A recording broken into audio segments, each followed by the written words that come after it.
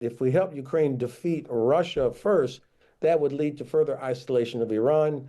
And then you could begin to also deter China with a broader strategic approach. And instead, it feels like we are dealing with these things separately, not getting the maximum synergistic effect from a strategic approach. The US was not involved in Israel's strikes on Iran, but its ground-based air defense systems have been helping to shoot down Iranian missiles launched towards Israel. America spent months urging Israel not to strike Iran while they worked to secure a nuclear deal. So is President Trump perhaps being dragged into a conflict he didn't intend? He, of course, promised to be the no-war president. Let's speak now to Ben Hodges, who is the former commanding general of the US Army in Europe. Morning to you. Good morning.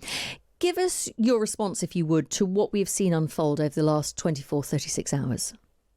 Well, it looks like a very successful initial strike by the Israeli Defense Forces. I'm sure this is not the end of it, but it looks like they achieved real effect. The United States was not involved, as far as I have been able to discern, and obviously the administration has distanced himself from that, at least initially, in the offensive part of this. But it does look like the U.S. may have supported with air defense and perhaps some other enabling aspects of the operation.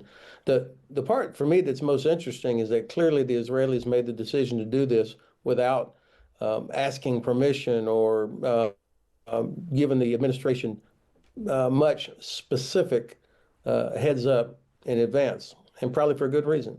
And how unusual is that, and how significant is that? Well, in terms of unusual, I think in the past there's been good cooperation, sharing of intelligence, and so on, because, of course, retaliation would affect the United States and UK and others in some situations. So I think it's probably unusual that they did this without much of a specific heads up. Now, of course, what I believe happened is that the Israeli government probably said, okay, we'll respect the 60 days, Mr. President, that you asked for to give negotiations an opportunity.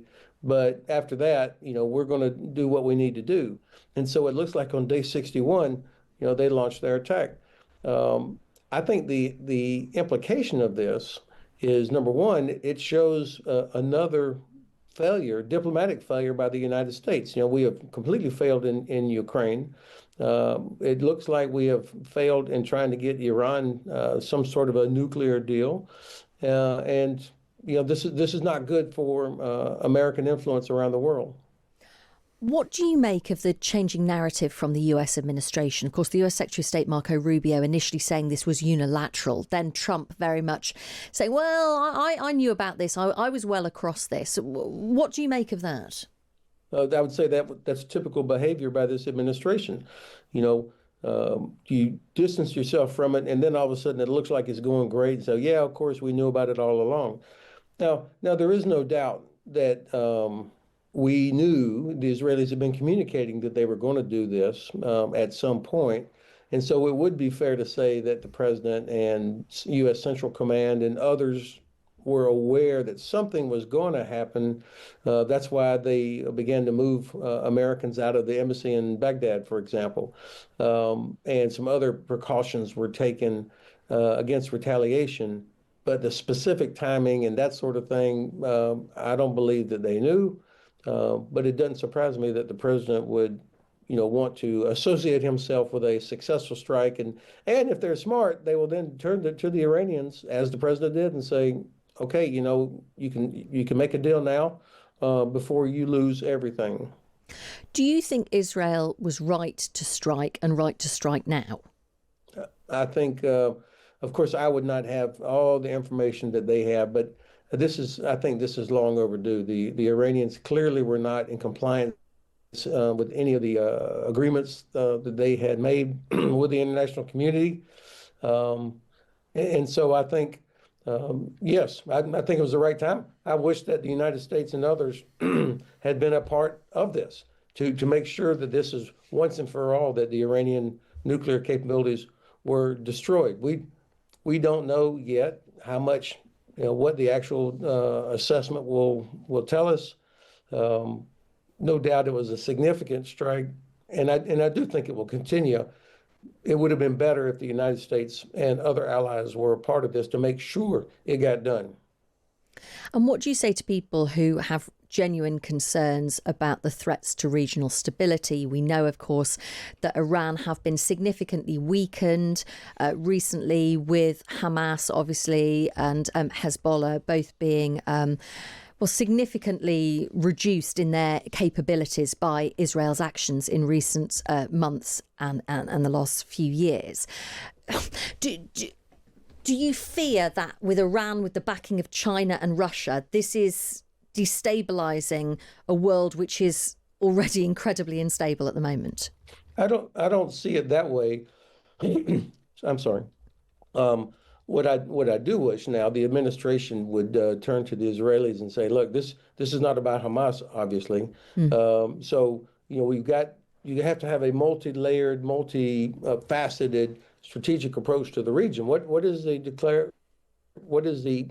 clearly described end state that you want to achieve? Obviously, it should be stability, access for energy, access for trade, all the other good potential things that could happen in the Middle East, versus launching attacks. I mean, the Houthis. We have failed to destroy the Houthis' ability to disrupt shipping, for example, in the Red Sea.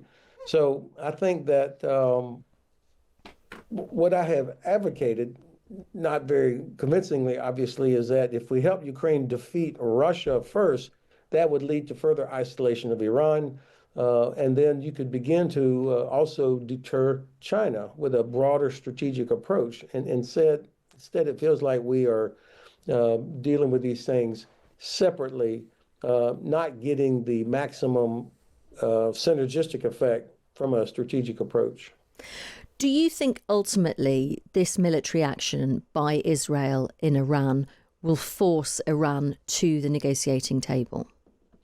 I think there's probably three broad potential outcomes. One is the one you just suggested, that as this goes on for several more days and more of the capacities of Iran's military and security forces is eliminated, they will have to consider whether or not they should come to the negotiating table for serious negotiations. That's one.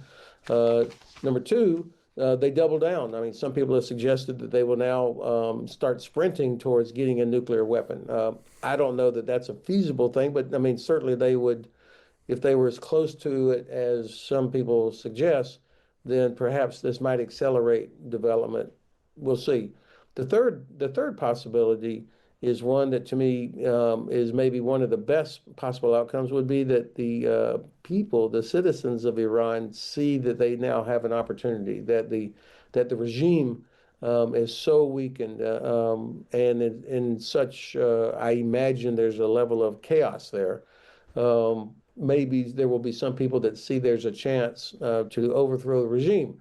If they do take that huge risk to their own personal safety, I hope we have thought this through and would be prepared, not leave them to be beaten back into submission again.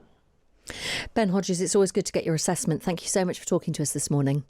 Thank you for the privilege. Take care. That's Ben Hodges. He is the former Commanding General of the US Army in Europe. So fascinating stuff there. Agreeing that actually this is the right time and the right thing for Israel to do. We can't live in a world where Iran has nuclear weapons. And actually saying they're disappointed that other countries like the US, like the UK, weren't involved in that. Because you look at what Keir Starmer is saying, you look what the German Chancellor is saying, you look what the French President is saying. They're all saying Iran can't have a nuclear weapon, but then are uncomfortable with what is happening in the Middle East at the moment and calling for de-escalation. But interesting, there are three possible outcomes, according to Ben Hodges. Bring Iran to the negotiating table, they double down and sprint towards creating a nuclear weapon, or citizens see an opportunity to overthrow the regime, which he seems as the potentially best outcome. I think those two things, the timing of this and relations between Israel and other countries, are kind of inseparable in all of this. There is one analysis that suggests that now is the time where Israel feels much more confident about its abilities in kind of reshaping the Middle East and fundamentally emerging as something of the regional superpower. Remember that they were warned by President Biden that if they attacked Hezbollah in Lebanon, then it could lead to potentially devastating retaliation.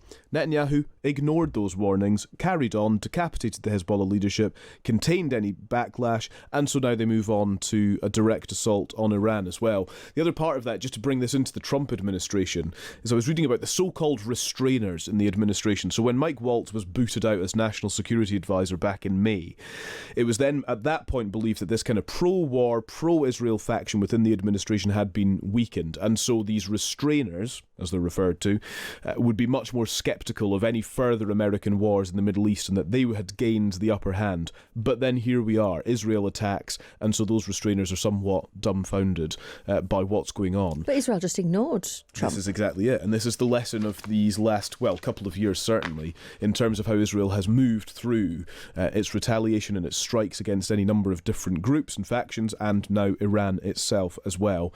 I do wonder to what extent there is a risk of America being dragged into another war in the Middle East, and that's something that they have to be careful surely to guard against.